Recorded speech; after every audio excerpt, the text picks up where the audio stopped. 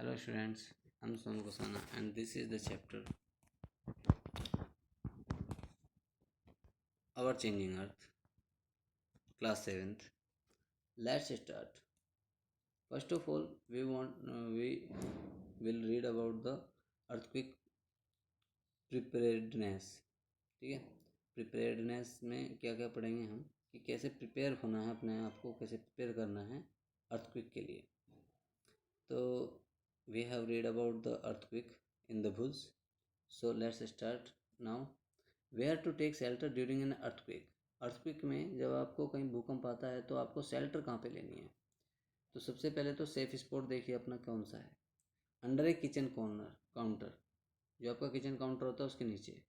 Table और desk, किसी table और डेस्क के नीचे.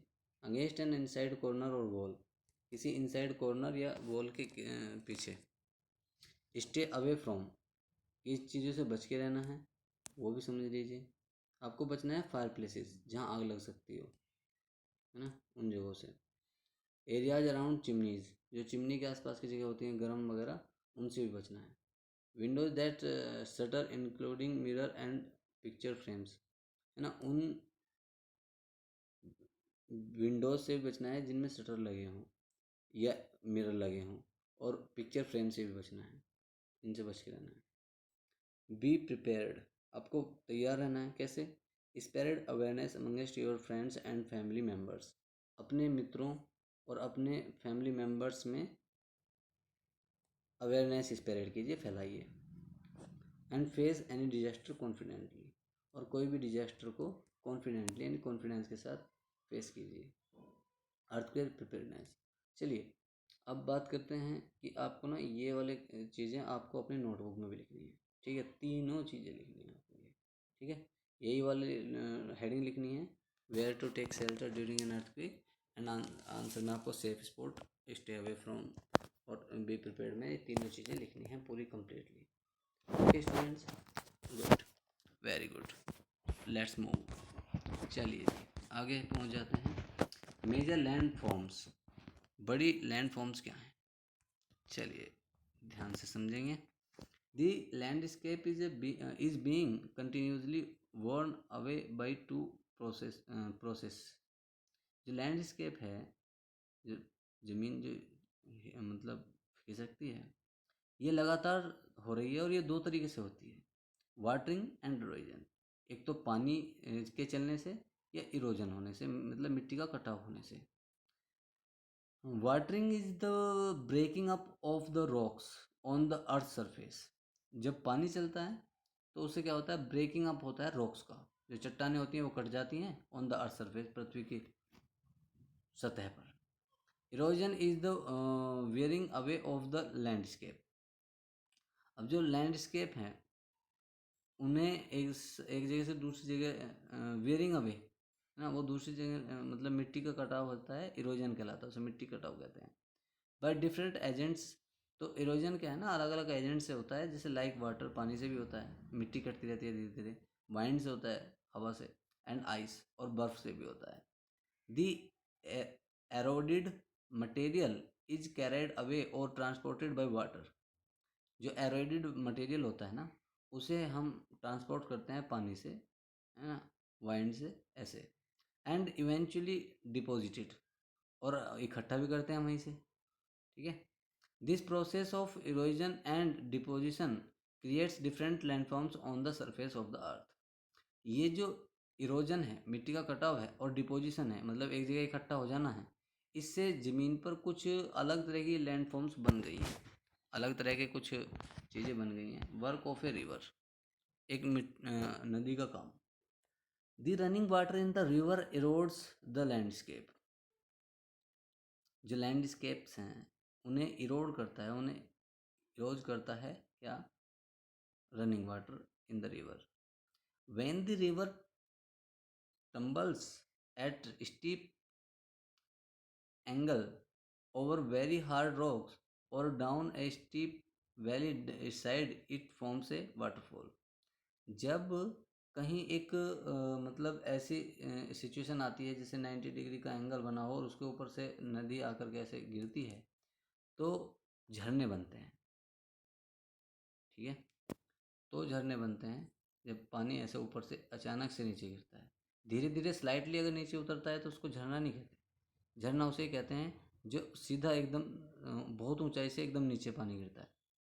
As the river enters the plain it twist and turns forming large bends known as meanders.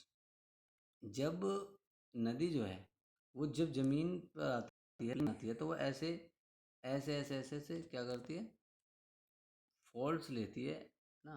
और इन्हीं ट्विस्ट एंड टर्न्स को क्या कहते हैं, मीन मेंडर्स कहते हैं, meanders. Due to continuous erosion and deposition along the side of meander. अब meander के कंटिन्यूस इरोजन और डिपोजिशन की वजह से the ends of the meander loop come closer and closer. जो लूप है ना मींडर का, मतलब जो जहाँ वो इकट्ठा होता आ रहा है वो धीरे धीरे इकट्ठ नज़दीक आता जाता है। मतलब जैसे जब हम जहाँ से नदी घूमती है, मतलब ऐसे टर्न लेती है, तो जहाँ टर्न होता है, जहाँ जगह ऊपर को उभरी हुई होती है वहाँ सैंड इकट्ठा होती रहती है और वो धीरे धीरे और बढ़ती जाती है ना। In due course of time, और कुछ समय में the meander loop cuts off from the river. जो मींडर लूप होता है ना वो नदी से बिल्कुल कट जाता है, अलग हो जाता है। And form A cut off lake, और इससे क्या होता है, कट ऑफ लेक बन जाती है। जो वो बाहर को निकला हुआ हिस्सा होता है ना, वहाँ धीरे धीरे वो जमीन पानी सैंड इकट्ठा होता रहता है और फिर वो एक लेक बन जाती है ऐसे इकट्ठा हो के। ठीक है, अच्छा जी। Also called an oxbow lake, इसे ऑक्स बो लेक भी कहा जाता है। At times the river overflow its banks, और जब कभी नदी अपने किनारों से बाहर बहने लगती है, this led to the flooding of the neighbouring areas. इससे क्या होता है, आसपास के क्षेत्र में फ्लड आ जाती है, बाढ़ आ जाती है। As it floods at it floods, जैसे ही बाढ़ आती है, it deposits layers of fine soil, इसमें अच्छी मिट्टी की एक परत बन जाती है। And other materials called sediment, और दूसरे कुछ तत्वों की जिन्हें हम सेडिमेंट कहते हैं। अलोंग इट्स बैंक, इसके किनारे पर, नदी के किनारे पर, this leads to the formation of the fertile flood plain, और इसी जगह को कहते हैं दोआब। फ्लड प्लेन्स कहा जाता है उन्हें, जिससे एक फर्टाइल, एक उपजाऊ भूमि बनती है, उपजाऊ मिट्टी होती है वो। The raised bank are called levees, levees है ना, जो रे उठे हुए किनारे होते हैं उनको होते हैं levees. As the river approaches the a sea, और जैसे जैसे नदी समुद्र में पहुंचती है, the speed of the flowing water decreases, और जो स्पीड है, रफ्तार है बहते हुए पानी की, वो घटती जाती है।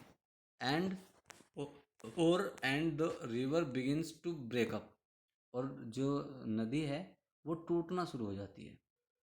Into A number of streams, अलग अलग धाराओं में।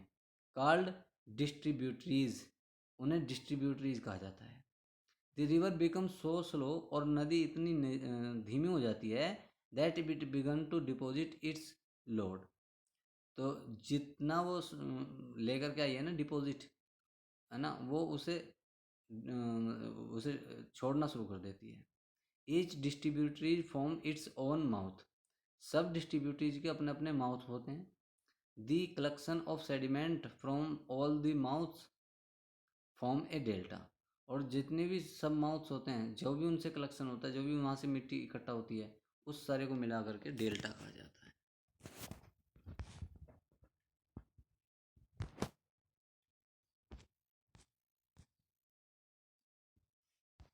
ओके, चलिए जी। Work of sea waves. अब नदी की जो समुद्र की जो वेव्स होती हैं, तरंगे होती हैं, उनका क्या काम है।